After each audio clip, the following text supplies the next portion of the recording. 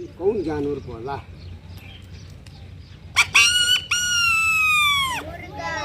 मुर्गा।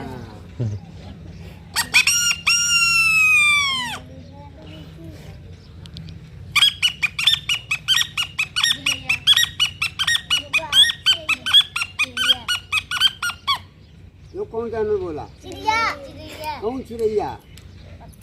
पता? इनका पता? यह चिड़ैया वह बोली है, इसको लोग कहते हैं तितुर। क्या कहते हैं? तितुर। और की देखो वो बोली चिड़ैया पपीहा।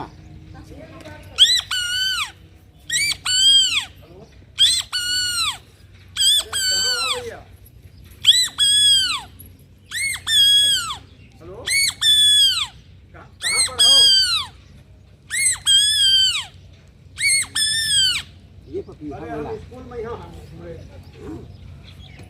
तब तक जो है कोयल, कोयल चिड़ैया हो वह बोली।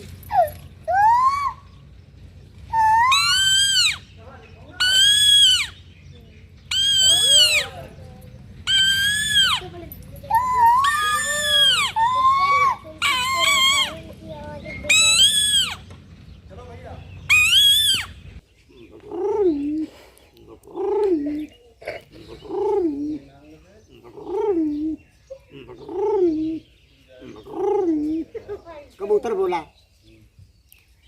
तब तक जो है बकरी आ गई चल के उनके यहाँ और मार दुखिया घमाई गई, प्यासी हुई गई तो बकरी बोलने लगती है। बकरी करती है मैं